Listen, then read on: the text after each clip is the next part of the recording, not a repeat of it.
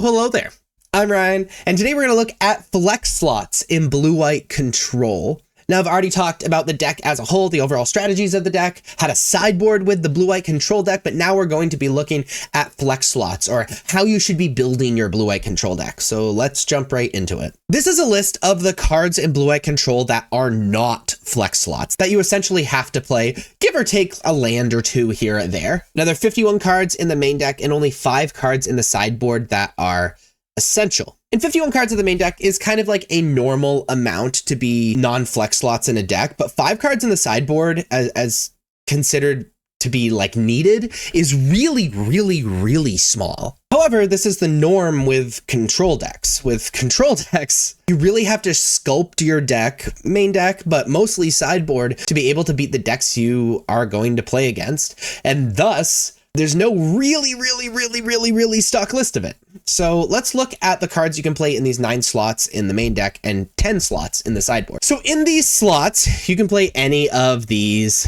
cards. Let's switch this to card view. There we go. So up to 4 portable hull to be able to deal with these aggressive decks and decks like a sacrifice and things like that. 3 steps ahead, sort of as a mini cryptic command if you want more long game and more mid-range game in your deck. Get Lost as a reasonably unconditional removal spell. I guess it doesn't remove artifacts, but pseudo unconditional removal spell. High Noon, which is sort of a main deck sideboard card against the red-black aggro deck, and Phoenix. Also really good against mono green. Change the Equation, similarly really good against mono green and is like corner case good against a lot of other decks, especially for being 2 mana is a really big deal. You can play the 3rd Dovin's Veto in the main deck if you think you're going to be playing against a lot of combo and control. Split Up is a really interesting card that is 1 mana cheaper than Supreme Verdict, either destroy all tap creatures or all untap creatures. This card's either insane or not very good at all. Temporary Lockdown, you kind of want to pick between the 2 Temporary Lockdown or the 3 to 4 portable hull because they fulfill a similar purpose and they are non-bows with each other because Temporary Lockdown takes away the portable hulls that are on the battlefield on your side. But they fulfill similar roles just in slightly different ways. Narset Parter Avails is just a really good against other control decks and good in the deep late game and mid-range. Settle the Wreckage as a 1-of in the main deck can be played, which gets even better in open decklist tournaments because then they have to fear it even if you don't have it in your hand. But Exiling is really good and it's just really good against decks that attack a lot. The 4th Wandering Emperor you could play, which is very strong against the mid-range and control decks and also even aggro decks. It's just pretty bad in multiples.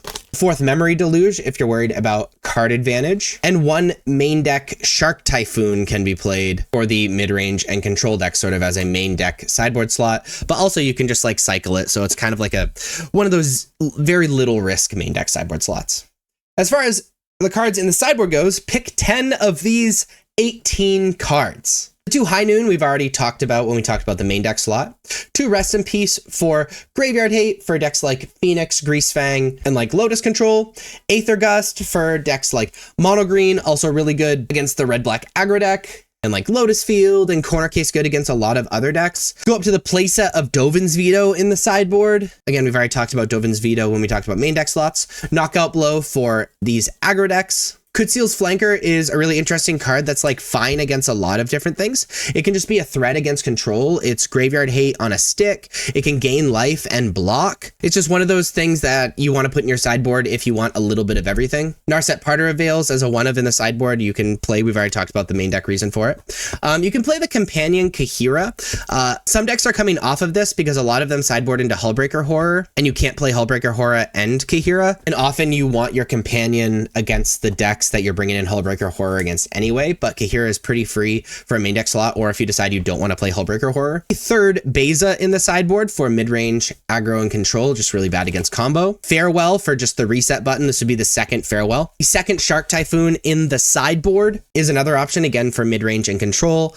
And the Hullbreaker Horror, that is a just win button against control for the most part, and also very good against mid-range. So again, you're going to select 9 cards from this main deck. Really the only stipulation is no portable hull and temporary lockdown. You kind of have to pick between the 2, and 10 cards from this sideboard. So there you have the flex slots in blue-white control. If you like this video and these quick analysis videos, please be sure to like and subscribe. Check me out on social medias. Links are above me and in the description. Thank you so much for watching. I'll see you next time. Bye-bye.